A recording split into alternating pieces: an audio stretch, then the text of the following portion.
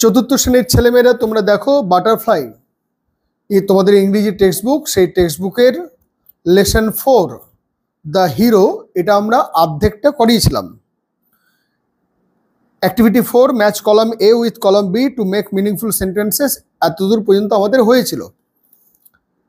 তারপরে let's continue 49 পৃষ্ঠা আজকে শুরু হবে। গল্পের শুরুটা একটু বলে নিই যে যতটুকু পড়ানো হয়েছিল যে অপু লেখক যে সে খেলাধুলার থেকে দূরে থাকতো বা তাকে খেলাধুলার থেকে বন্ধুরাও দূরে রাখতো, খেলাধুলার সঙ্গ নিত না এবং সেটা তার কাছে খুব একটা বোর ব্যাপার ছিল। সে খুব বিরক্ত বোধ করতো এই বিষয়টাই। এবার কোনো একদিন তাদের গ্রামের সঙ্গে অন্য একটি গ্রামের কবাডি ম্যাচ হয়। সেই কবাডি ম্যাচে নাসির বলে একজন খেলোয়াড়, তার মা অসুস্থ হয়, নাসির খেলতে আসতে পারেননি। তখন একে সবাই টেনে হিঁচড়ে প্রায় বেঁধে ধরেই বলা যায় বা ধরে বেঁধে খেলার মাঠে নামিয়েছে, মানে কবাডি খেলার মাঠে নামিয়ে দিয়েছে। এতদূর পর্যন্ত আমাদের হয়েছিল। এবার দেখো, for the first few rounds we were very much on a high. তার মানে হলো প্রথম কয়েকটি পর্বে, for the first few rounds প্রথম দিকের পর্বগুলিতে, we were very much on a high আমরা ছিলাম বেশ একটা ভালো উচ্চতায়। তার মানে কি পয়েন্ট এই অপুদের যে টিম, সেই অপুদের টিমই কিন্তু পাচ্ছিল। উই ক্ল্যাপড উই শাউটেড, আমরা সবাই হাততালি দিচ্ছিলাম এবং আমরা চিৎকার করছিলাম। কেন কি আমাদের দলের খেলোয়াড়রা পয়েন্ট কুড়িয়ে নিয়ে আসছিল। যখনই কবাডি খেলতে খেলতে অন্য দলের প্রতিপক্ষকে পরাজিত করে তারা যখন ফিরে আসছিল, তখন আমরা আনন্দিত হচ্ছিলাম, আমরা চিৎকার করছিলাম, আমরা হাততালি দিচ্ছিলাম। But hour opponents played really well, কিন্তু আমাদের বিরুদ্ধ দল বা প্রতিপক্ষ দল তারা কিন্তু সত্যি খুব ভালো খেলেছিল। One by one our players were caught, one by one একের পর এক বা একে একে আমাদের প্লেয়াররা, আমাদের খেলোয়াড়রা ওয়ার কট ধরা পড়ছিল। তার মানে ঠিকঠাক মার দিয়ে আসতে পারছিল না, প্রতিপক্ষকে ঠিকঠাক ছুঁয়ে নিজের জায়গায় সেফ জায়গায় ফিরে আসতে পারছিল না, তারা ধরা পড়ছিল, যার ফলে পয়েন্ট কমে যাচ্ছিল আস্তে আস্তে। আর পয়েন্ট কমে গেলে হেরে যাবে আস্তে আস্তে। মতিগঞ্জ টিম ওয়াজ ক্লোজ টু ভিক্টরি, তাহলে মতিগঞ্জ বলে যে দলটি, সেই দলটি ছিল ক্লোজ টু ভিক্টরি, তার মানে হচ্ছে জয়ের খুব কাছে, ভিক্টরি। তার মানে কি তারা প্রায় জয়ী হয়ে যাচ্ছিল বললেই চলে। আওয়ার সাপোর্টার্স ওয়ার লুজিং দেয়ার হোপ, আমাদের যারা সমর্থক ছিলেন, সাপোর্টার্স সাপোর্ট থেকে সাপোর্টার, আমাদের যারা সমর্থক ছিলেন তারা আস্তে আস্তে আশা হারিয়ে ফেলছিলেন। I was the only member still playing, একমাত্র আমি তখন মাঠ জুড়ে ছিলাম, মানে শুধুমাত্র আমিই ছিলাম আমাদের দলে এখনো পর্যন্ত জীবিত ব্যক্তি যে কিনা খেলছিল। জীবিত বলতে এখানে জীবিত মৃতর ব্যাপার মানে জীবন মরণের ব্যাপার নয়, জীবিত মানে যে খালি খেলছিল, আর বাদবাকি যারা ধরা পড়ছিল তারা তখন মৃত। তাহলে এখানে একটা জিনিস বুঝবার আছে, সবাই ধরা পড়েছে, এখনো পর্যন্ত লেখক ধরা পড়েনি। কেন? যখনই এই কবাডি খেলা তোমরা যারা দেখেছো, প্রো কবাডি বা টিভিতে যারা কবাডি খেলা দেখেছো, তারা দেখবে যে কবাডি খেলবার মূল নিয়মটা হচ্ছে, মানে অনেকগুলো ব্যাপার আছে, সাইড লাইন, মিডল লাইন, বক লাইন, এন্ড লাইন, এই ধরনের অনেকগুলো ব্যাপার আছে। ওই কচকচানিতে যাচ্ছি না। মোট কথা মাঝখানে একটা লাইন থাকে, সেই লাইন থেকে প্রতিপক্ষ দলের মাঠে গিয়ে খেলতে হয়, যাকে পারবে ছুঁয়ে তারপরে চলে আসতে হয়। চলে আসতে পারলে ভালো, আর যদি তোমাকে ধরে নেয় তাহলে তুমি মৃত হয়ে গেলে তোমাকে মাঠের বাইরে চলে যেতে হবে। আর তুমি যাকে যাকে ছুঁয়ে আসবে তারা সবাই কিন্তু হিসেবে নিয়ে মরে গেল। ততজন যদি দুজনকে ছুঁয়ে আসো তাহলে দুজন মরে গেল, 2 পয়েন্ট তুমি পেলে, এইভাবে কাউন্ট হয়। তাহলে লেখক এখনো পর্যন্ত টিকে আছেন। এটা কিন্তু খুব একটা বাহাদুরির বা খুব একটা বড় মুখ করে বলার মতন বিষয় নয়। মানেটা কি, এখনো পর্যন্ত লেখকই একমাত্র বেঁচে আছেন খেলবার জন্য। তার মানে হচ্ছে যখনই গাইতে যেতে হতো, মানে কবাডি বলে অন্য প্রতিপক্ষের দলের কাছে যেতে হতো, তখন লেখক একটু পেছন দিকে থাকতেন, মানে অপু একটু পেছন দিকে থাকতো, যার ফলে ওকে গাইতে যেতে বললে হয়তো বলতো না না আমি এখন আমি পড়ে যাচ্ছি, তোরা যা, এখন তুই যা, এখন তুমি যাও। মানে ও কিন্তু এড়িয়ে এড়িয়ে সব শেষে বেছে বেছে বেছে বেছে, না আমি গেলেই তো আমাকে ধরে নেবে, সে এক হাস্যকর ব্যাপার হয়, এই করে করে করে এড়িয়ে এড়িয়ে থেকে থেকে থেকে থেকে সবাই যখন এবার ধরা পড়ে গেছে, আর তো উপায় নেই, এবার তাকে প্রতিপক্ষের মাঠে নামতেই হবে। This time it was my turn. তার ফলে কি হয়েছে, একজন মানে লেখক বাদ দিয়ে আর কেউ পড়ে নাই, তার ফলে কি হয়েছে, এবার তো তাকে গাইতে যেতেই হবে। তাহলে এই সময়ে ছিল আমার এবার পালি বা আমার পালা। I took a deep breath and murmured. I took a deep breath, take এর past tense took, deep breath মানে বড় করে একটি শ্বাস নিলাম, and murmured, এবং murmured মানে হচ্ছে বিড়বিড় করা, murmured মানে হচ্ছে মৃদু স্বরে কথা বলা, murmured মানে কিন্তু স্বগতোক্তিও হয়, স্বগতোক্তি মানে নিজের সঙ্গে নিজে কথা বলা। যেমন আমি যদি আমার আয়নাতে আমার ছবি দেখি, চেহারা দেখি, আর আমি বললাম যে কি যে হয়েছে এখানে, এত বিরক্ত লাগে, মানে এই নিজের সঙ্গে নিজে কথা বলা, স্বগতোক্তি। বা অনেক সময় আমরা বলি যে এরকম ভুল যে কেন করলাম, এরকম, মানে তুমি যখন নিজের সঙ্গে নিজে কথা বলছো বা মৃদু স্বরে কথা বলছো, তখন তাকে মারমার্ড বলা হচ্ছে। তাহলে deep breadth and মারমার্ড, kabaddi kabaddi. I moved into their part, তাদের প্রতিপক্ষের যে অংশ, সেই প্রতিপক্ষের অংশে গেলাম। অফ দ্য গ্রাউন্ড, মাঠের। অ্যাজ এক্সপেক্টেড দে কট মি ইজিলি, যেমন ভাবা হয়েছিল তারা আমাকে খুব সহজেই ধরে ফেললো। I tried to jump but fail on the ground, আমি চেষ্টা করলাম লাফানোর, সবাই যখন জাপটে ধরে নিয়েছে তখন আমি চেষ্টা করলাম লাফানোর, কিন্তু আমি মাটির মধ্যে বা মাঠের মধ্যে পড়ে গেলাম। অল অফ দেম পাইলড আপন মি, তারা সবাই আমার উপরে একদম ঝাঁপিয়ে পড়লো। পাইলড মানে একদম তাকে ঢেকে ঝাঁপিয়ে পড়লো, মানে তার উপরে 3-4 জন 5 জন ওদের বিরুদ্ধ পক্ষের যতজন ছিল তাদের সবাই তার উপরে ঝাঁপিয়ে পড়লো। I could not move, I felt helpless, আমি নড়তেও পারছিলাম না এবং আমি নিজেকে খুব অসহায় বোধ করছিলাম, আমার খুব অসহায় লাগছিল। এতদূর পর্যন্ত যে ঘটনাটা ঘটলো সবগুলোই খুব সাধারণ ঘটনা। আমরা নিজেরাই, যারা তোমরা নিজেরা এখন তো কবাডি খেলো না, বাবা মা ছাড়বেই না তোমাদের দিকে মাঠের মধ্যে এরকম করে কবাডি খেলবার জন্য, হাত ভেঙে দেবে, ঘাড় ভেঙে দেবে, কি একটা হয়ে যাবে। খেলাধুলা বলতে এমনি যা বোঝায়, যেগুলোতে তোমাদের কোনো রকম অঙ্গহানি হবে না বা কোনো রকম হাত পা ভেঙে যাওয়ার ভয় থাকবে না, সেই ধরনের খেলাধুলা এখন বাবা মারা পছন্দ করেন। তাহলে এতদূর পর্যন্ত হলো একটা ঘটনা যে সে ধরা পড়লো এবং ধরা পড়ে তার উপরে সবাই চেপে পড়েছে।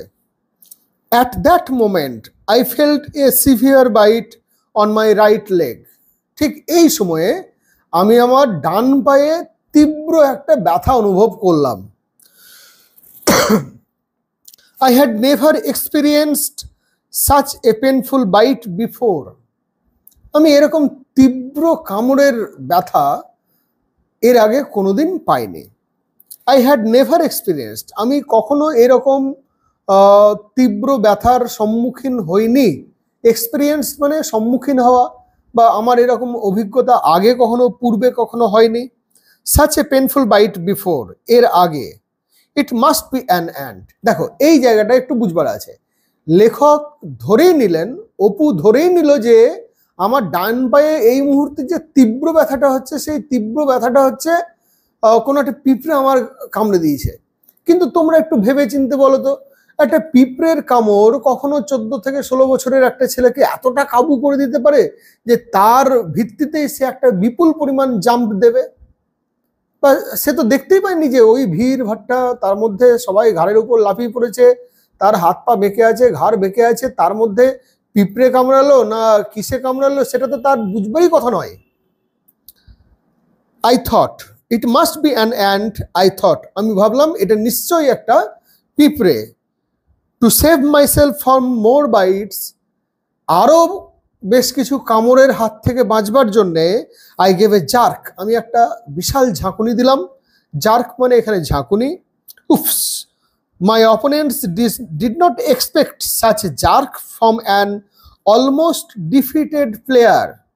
উফস, আমার প্রতিপক্ষরা, মাই অপোনেন্টস ডিড নট এক্সপেক্ট, কখনোই আশা করেনি, সাচ এ জার্ক, এই ধরনের একটি ঝাঁকুনি বা লাফ, from an almost defeated player. এখানে দেখো অ্যান হয়েছে, অলমোস্ট তার জন্য এ আছে, যেহেতু ভাওয়েল সাউন্ডিং লেটার তার জন্য অ্যান বসেছে।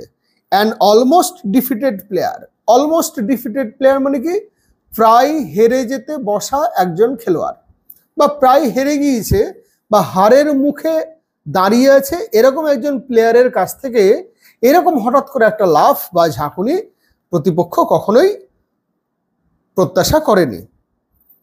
I am not sure what happened after this, আমি তারপরে ঠিক বুঝতে পারলাম না যে কি হলো। হঠাৎ suddenly I heard a huge shout of joy from our supporters, আমি হঠাৎ করে খেয়াল করলাম যে আমার দলের আমার দিকের যারা সমর্থক, সেই সমর্থকরা বিশাল পরিমাণ চিৎকার শুরু করে দিল। 3 cheers for Apu, hip hip hooray, my cousin shouted. তাহলে অপুর নামে সবাই জয়ধ্বনি দিচ্ছিল। 3 cheers for অপু, মানে এর বাংলা করা খুব কঠিন। অপু জিন্দাবাদ, অপু জিন্দাবাদ, বা অপুর জবাব হয় না, অপুই হলো সর্বসেরা, এরকম করে চিৎকার করছিল। মাই কাজিন শাউটেড, আমার জ্ঞাতি ভাই সে চিৎকার করছিল। শাউটেড, আমার জ্ঞাতি ভাই চিৎকার করে বলল, Apu your jump has won the match for us, মানে নিয়ম অনুযায়ী যতজনকে ছুঁয়ে আসতে পারবে ততজন মরে যাবে, তত পয়েন্ট পাবে। এবার অপুকে তো সবাই ধরে নিয়েছিল এবং অপুর পিঠে সবাই চেপে গিয়েছিল, তার মানে অপুকে সবাই স্পর্শ করেছে। তার জন্যে তারপরে যখন অপু বিশাল একটা লাফ দিয়ে নিজের গ্রাউন্ডে চলে এসছে, তার মানে তারা প্রত্যেকেই কিন্তু মারা পড়লো, মানে তারা প্রত্যেকেরই পয়েন্ট লুজ করলো। অপুরা যতজন ছিল মানে যতজনকে অপু ছুঁয়েছিল বা অপুর উপরে যতজন চেপেছিল তাদের সকল পয়েন্টটাই অপুর দলে যোগ হলো। Apu your jump has won the match for us, Apu তোমার জাম্প, তোমার এই যে লাফ, এই লাফটাই আমাদের দিকে ম্যাচ জিতিয়ে দিয়েছে। দে অল আর আউট, তারা সবাই আউট হয়ে গিয়েছে, তারা সবাই হেরে গিয়েছে। আই ওয়াজ সারপ্রাইজড, আমি ভীষণই অবাক হলাম। Was it me or it was it me or was it the end, এটা কি আমি ছিলাম, মানে এই জিতের পেছনে, এই লাফের পেছনে এটা কি আমি ছিলাম, না এটা ছিল ওই পিঁপড়েটা? এইখানে আমার একটা বক্তব্য আছে, তোমাদের কি মনে হয় বলতো, যে অপু কি ওই পিঁপড়ের লাফের ভয়েই লাফ দিয়ে দিয়েছিল? আমার কিন্তু মনে হয় না।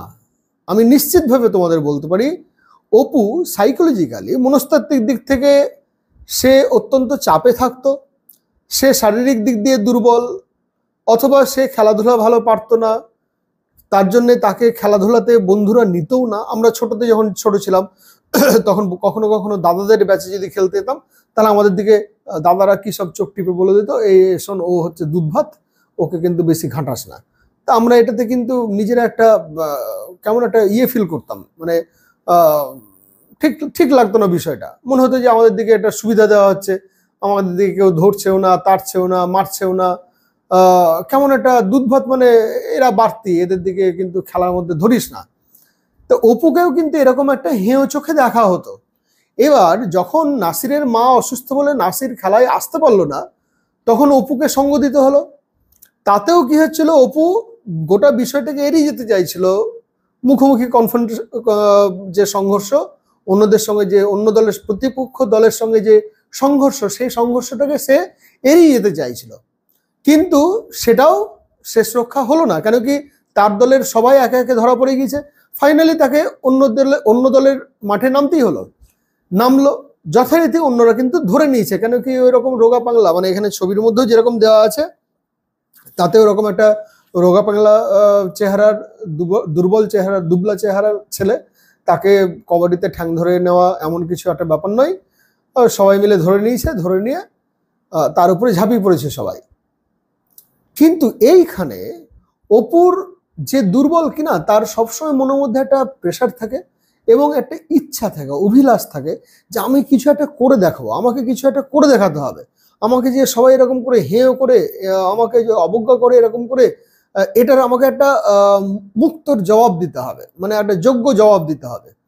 এই আর্জ থেকে, তা না হলে ও কখনো সম্ভব নয় যে তার পায়ে একটা বিশাল ব্যথা হতো। ব্যথা হয়তো হয়েছিল, অবশ্যই ব্যথা হয়েছিল, 4-5 জন মিলে ধরেছে, একদম ঘাড় গুজে ধরে নিয়েছে, হয়তো পায়ে একদম মানে সে চির ধরে যাওয়ার জন্য যে ব্যথা হয় বা পা মুচকে গেলে যে ব্যথা হয়, সেই ব্যথার চোটেই হয়তো সে লাফ মেরেছে, অথবা তার মনে হয়েছে এটাই কি শেষ, আমি ধরা পড়ে যাব, আমি ধরা পড়ে গেলে তো আমার টিম হেরে যাবে। গত মানে তাহলে আবার যে গত বছরের এখানে যে কি বলেছে একটা দেখো, যে গত বছরের winners, last years winners from Motiganj আর আওয়ার অপোনেন্টস, মানে গত বছরও মতিগঞ্জ জিতেছিল, এবছরও মতিগঞ্জ জিতে যাবে, আর আমি আছি একমাত্র বেঁচে থাকা প্লেয়ার, তাহলে যা কিছু করতে হবে আমাকেই করতে হবে। এই জায়গার থেকে, এই আর্জ থেকে অপু গেবেজার্ক, অপু একটা বিশাল লাভ দিয়েছিল। এই লাভ দেওয়ার ফলে যেহেতু সবাই মিলে ওর উপরে চেপে গিয়েছিল, ভেবেছিল যে ওকে ধরা খুব সহজ, ধরেও নিয়েছিল, কিন্তু ও যে হঠাৎ করে এরকম করে একটা প্রত্যুত্তর দেবে সেটা কিন্তু কেউ ভাবতে পারেনি, সবাই একটু হালকাভাবেই হয়তো নিয়েছিল। তার ফলে অপু নিজের জায়গায় যখন চলে এলো, কবাডির নিয়ম অনুযায়ী সমস্ত পয়েন্ট অপু পেয়ে গেল, অপুর দল জিতে গেল, তার নিজের যে গ্রাম, অপুর যে গ্রাম, সেই গ্রামের দল জিতে গেল। তাহলে এই জায়গাটা আমি তোমাদের দিকে বলতে চাই, এই গদ্যাংশ যেটি আছে সেটা খুব সুন্দর, কেন কি এর ইনার মিনিংটা খুব ভালো। দেখো, আমি তোমাদের দিকে বারবার যেটা বলি, আমার চ্যানেলের নাম আমি যখন অর্জুন দিই তখন আমাকে অনেকে বলেছিল, আমাকে এখনো দেখা হলো অনেক সময়, বেশ কিছু লোক তো আমাকে পরিচিত যারা বা অপরিচিত যারা, তারা মজা করেই হোক বা সিরিয়াসলি হোক, অনেকেই বলে না অর্জুন দা। আমি বললাম না না, আমি অর্জুন দা নই। তা ব্যাপারটা হচ্ছে যে অর্জুন নাম আমি কেন দিয়েছিলাম, কেন কি আমার মনে হয়েছিল তুমিই অর্জুন, তোমরাই অর্জুন। যদি তোমাদের অধ্যবসায় থাকে, যদি তোমাদের মধ্যে আগ্রহ থাকে, যদি তোমাদের মধ্যে একনিষ্ঠ ভাব থাকে, যদি তোমাদের মধ্যে জেদ থাকে, ইচ্ছা থাকে, বড় হওয়ার ইচ্ছা থাকে, তাহলে তোমরাই অর্জুন। আমরা কেউ নই, আমরা তোমাদের দিকে সঠিক আলোর দিশা দেখাতে পারি, দিশা, কিন্তু আমরাই তোমাকে কখনো লক্ষ্যে পৌঁছে দিতে পারবো না। মানে এটাকে একটু খারাপ ভাবে বললে বলা যায় যে ঘোড়াকে ঘাস পর্যন্ত নিয়ে যাওয়া যাবে, কিন্তু ঘাস খাওয়ানো যায় না। তা সফল হওয়ার চাবিকাঠি তোমারই হাতে। তোমারই যদি মনের মধ্যে যদি জেদ থাকে, তুমি যদি ভাবো যে না আমাকে পারতেই হবে, আমাকে পারতেই হবে, আমাকে করে দেখাতেই হবে, আমাকে এর যোগ্য উত্তর দিতেই হবে, আমাকে পিছিয়ে থাকলে চলবে না, আমাকে দুর্বল যারা ভাবছে তাদের দিকে আমি যোগ্য জবাব দেব, এই মানসিকতা যদি তোমার মধ্যে থাকে, তোমার মধ্যে যদি লড়বার মতন মানসিকতা থাকে, তোমার মধ্যে যদি কিছু একটা করে দেখানোর মতন মানসিকতা থাকে, তাহলে তুমি অবশ্যই জয়ী হবে এবং কেউ তোমাকে দাবিয়ে রাখতে পারবে না। এই জায়গা থেকে আমি অর্জুন বলে চ্যানেলের নাম দিয়েছিলাম, না হলে তো এমনি অনেক নাম দেওয়া যেত, যে নামগুলো সাধারণত আরো লোকের পক্ষে, মানুষের পক্ষে মনে রাখা সহজ হতো। ড্যাশ টিউটোরিয়াল হোম বা ড্যাশ এডুকেশন সেন্টার বা সিনহাজ টিউটোরিয়াল, এই ধরনের অনেকগুলো নাম দেওয়া যেত, কিন্তু আমি সেগুলো দিইনি। এবং আমার লোগোতেও দেখবে যে লোগোটা দেওয়া আছে সেটা অর্জুনের। তারা যখন অরণ্য জীবন কাটাচ্ছিলেন, মানে যখন পালিয়ে বেড়াচ্ছিলেন বেঁচে থাকবার জন্য, খুব সংঘর্ষপূর্ণ একটা জীবনের মধ্যে দিয়ে যাচ্ছিলেন, সেই সময়ে তাদের কিন্তু সব থেকে বেশি হয়, মানে জীবনের যে প্রোগ্রেস, সেই প্রোগ্রেস হয়। তারা পৃথিবীটাকে তখন দেখতে শেখে, জানতে শেখে, এবং আস্তে আস্তে তারা তাদের যে প্রতিপক্ষ, সেই প্রতিপক্ষের সঙ্গে লড়াই করবার মতন জায়গায় আস্তে আস্তে নিজেদের দিকে তৈরি করতে থাকেন। তো সেই জায়গা থেকেই আমার মনে হয়েছে যে এই গদ্যাংশটাও সেটাও কিন্তু খুব প্রাসঙ্গিক। যে কিনা একটা খুব দুর্বল ছেলে, যে কিনা খেলাধুলার মাঠে প্রায় তার পা পড়েনি বললেই চলে, ভিড়ভাট্টার থেকে এড়িয়ে থাকতো, সেই ছেলেটাই কিন্তু একটা ম্যাজিক করে দেখালো। এবং এটা অবভিয়াসলি কোনো এর পেছনে কোনো অ্যান্ট বা পিঁপড়ের হাত নাই, এটা অপুরই কৃতিত্ব। অপুই ভেতর থেকে তার অন্তর্দাহ বা তার অন্তর্জালার থেকে সে বেরিয়ে আসতে চেয়েছে, এবং সে কিন্তু তাতে সফল। চলো এবার দেখো, এরপরে কোয়াড্রুপ তো আছে। ভিক্টরি মানে হচ্ছে উইন, সাপোর্টার্স মানে ফলোয়ার্স, মারমার্ড মানে স্পোক সফটলি বা খুব মৃদু স্বরে নিজের সাথে কথা বলা, সেটাকে মারমার্ড বলে। পাইল্ড মানে হিপড, মানে একদম জড়ো হয়ে পড়া, জড়ো হয়ে ঝাঁপিয়ে পড়া। সিভিয়ার মানে হার্স, অর্থাৎ খুব রূঢ় হবে। ভীষণ মানে সিভিয়ার মানে ভীষণ ভীষণ ব্যথা, সেক্ষেত্রে সিভিয়ার বা সিভিয়ার হার্ট অ্যাটাক অর্থাৎ সাংঘাতিক রকম একটা হার্ট অ্যাটাক হয়েছিল এরকম আমরা বলি। জার্ক মানে হচ্ছে সাডেন কুইক মুভমেন্ট অর্থাৎ লাফ বলতে পারা যায়। আর ডিফিটেড মানে হচ্ছে বিটেন অর্থাৎ পরাজিত হওয়া। এবার activity 5, arrange the following sentences in the correct order, put the numbers in the boxes provided.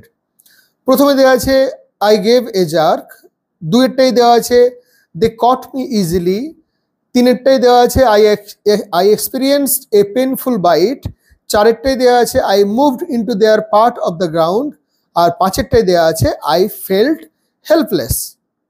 তাহলে সব থেকে প্রথমে 1 নাম্বার কোনটা হবে? চারেরটা। দেখো I moved into their part of the ground, তাহলে এই প্রথমটা হলো আমি তাদের অংশে গেলাম, তাদের মাঠের